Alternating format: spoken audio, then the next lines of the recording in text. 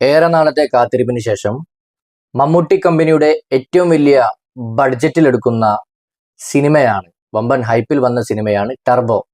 ഈ സിനിമയെ കുറിച്ചിട്ടാണ് ഇന്ന് പറയാൻ പോകുന്നത്. ഇതിൽ പ്രധാനമായി വേഷമിട്ടിരിക്കുന്നത് മമ്മൂട്ടി, രാജ് പി ഷെട്ടി, അഞ്ജന ജയപ്രകാശ്, സുനിൽ, ബിന്ദു പണിക്കർ, ദിലീഷ് പോത്തൻ, അങ്ങനെ ചെറിയ താരനിരയൊക്കെ ഉണ്ട്. Written by Mithun Manuel Thomas, directed by Vysakh. Cinema produce ചെയ്തത് മമ്മൂട്ടി കമ്പനി, ഡിസ്ട്രിബ്യൂട്ട് ചെയ്തത് വൈഫെയർ എന്നിവരാണ്. ഈ സിനിമയെക്കുറിച്ച് ഡീറ്റെയിൽ ആയിട്ട് പറയുകയാണെങ്കിൽ, ഈ സിനിമയുടെ ഒരു കഥ എന്ന് പറഞ്ഞാൽ യാതൊരു ലോജിക്കും ഇല്ലാത്തൊരു കഥയാണ്. കാരണം ഈ സിനിമന്റെ കഥ എങ്ങനെ മലയാളികൾ ഉൾക്കൊള്ളുന്നു, എങ്ങനെ നമ്മൾ ചിന്തിക്കുക, ഇങ്ങനത്തെ ഒരു കഥകളൊക്കെ മലയാളി എത്രത്തോളം രീതിയിൽ ഉൾക്കൊള്ളുന്നു നമുക്ക് പറയാൻ പറ്റൂല. കാരണം അത്രക്കും ഒരു ബാലിശമായിട്ടുള്ള ഒരു സ്ക്രിപ്റ്റ് തന്നെയാണ് ഇതിൽ മിഥുൻ മാനുവസ് ഒരുക്കി വെച്ചിട്ടുള്ളത്. 10-70 വയസ്സുള്ള മമ്മൂക്കയെ കൊണ്ട് അന്യായമായിട്ടുള്ള ഒരുപാട് ഫൈറ്റ് കാര്യങ്ങളൊക്കെ എടുത്തിട്ടുണ്ട്. കാരണം ആ ഒരു ഫൈറ്റിൽ അദ്ദേഹം റിസ്ക് എടുക്കുമ്പോൾ അദ്ദേഹം കൂടുതലായി വീർപ്പ് മുട്ടുന്നുണ്ട്. കാരണം ഈ ഒരു പ്രായത്തിൽ അദ്ദേഹത്തിന് ചെയ്യാൻ പറ്റുന്ന ചെറിയ ചെറിയ റോള് കാര്യങ്ങളൊക്കെ ചെയ്ത് മുമ്പോട്ട് പോയാൽ നല്ലൊരു രീതിയിൽ കിട്ടും. കാരണം ഈ സിനിമ വെറും ഒരു മെയിനായിട്ട് ഇമ്പോർട്ടൻ്റ് കൊടുത്തത് ആക്ഷൻ സീക്വൻസിന് മാത്രമാണ്. ഇതിൽ കുറെ കോമഡി കണ്ടന്റ് കാര്യങ്ങളൊക്കെ കൂട്ടി കഴിഞ്ഞാൽ ഈ സിനിമക്ക് നല്ലൊരു മുന്നേറ്റം ഉണ്ടാവും. മുക്കയുടെ പേര് ഇതിൽ ടർബോ ജോസ് എന്നാണ്. അദ്ദേഹം ഒരു ഫൈറ്ററാണ്. കാരണം ഉത്സവപ്പറമ്പിൽ പ്രശ്നങ്ങൾ ഉണ്ടാക്കുക, അങ്ങനത്തെ നാട്ടുമ്പുറത്തുള്ള ചെറിയൊരു ഗില്ലാടിയായിട്ടാണ് അദ്ദേഹം ഇതിൻ്റെ അകത്ത് വരുന്നത്. പിന്നെ അദ്ദേഹം സിനിമയിൽ നടക്കുന്ന പല സംഭവങ്ങളും പിന്നെ അതിൽ ഓട്ടോമാറ്റിക്കലി അതിൽ ഉൾപ്പെടുന്നു. പിന്നെ അങ്ങനെ കുറെ കാര്യങ്ങളൊക്കെ ആയിട്ടാണ് സിനിമ പോകുന്നത്. പിന്നെ അതേപോലെ തന്നെ ഇതിൽ രാജ് ബി ഷെട്ടി വരുന്നുണ്ട്, ഒരു മെയിൻ വില്ലനായിട്ടാണ് വരുന്നത്. അദ്ദേഹത്തിന്റെ പേര് വെട്രിവേൽ എന്നാണ്. പിന്നെ അതേപോലെ തന്നെ നമ്മുടെ സുനിൽ വരുന്നുണ്ട്. സുനിൽ വന്നിട്ടുണ്ടെങ്കിലും ഒരു കൂടുതൽ ഇമ്പാക്റ്റ് ഒന്നും അദ്ദേഹത്തിന് ഉണ്ടാക്കാൻ കഴിഞ്ഞിട്ടില്ല. കാരണം അദ്ദേഹം ഓട്ടോ ബില്ല എന്ന് പറഞ്ഞ ഒരു ചെറിയൊരു വില്ലനായിട്ടാണ് വരുന്നത്. പക്ഷെ വില്ലനാണ്, പിന്നെ അങ്ങോട്ടൊക്കെ മാറി കളിക്കുന്നൊക്കെ ഉണ്ട്.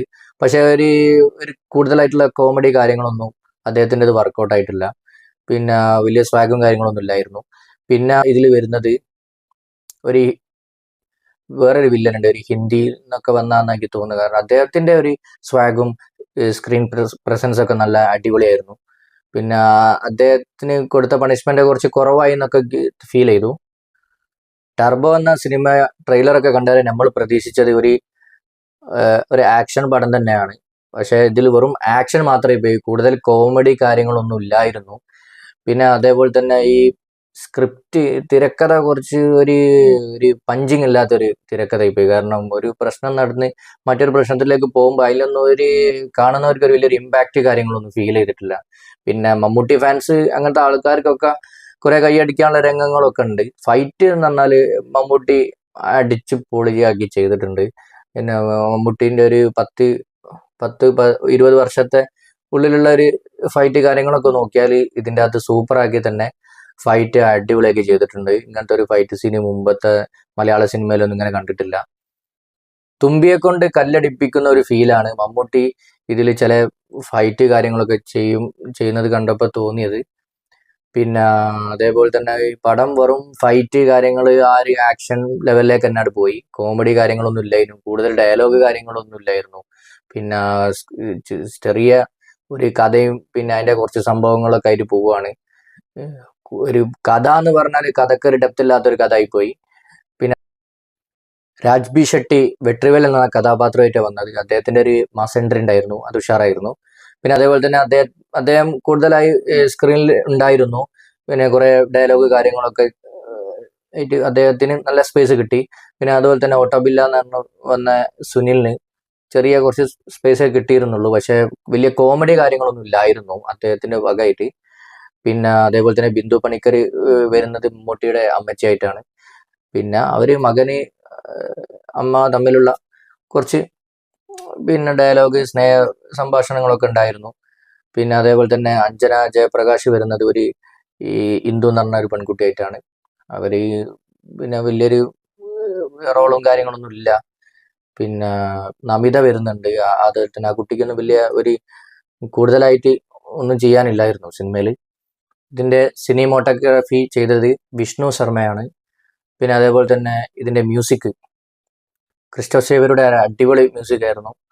ചില ഫൈറ്റിൽ അദ്ദേഹം കൊടുത്ത BGM ഒന്നും ഒരു രക്ഷയില്ലായിരുന്നു. എഡിറ്റ് ചെയ്തത് ഷമീർ മുഹമ്മദ് ആണ്.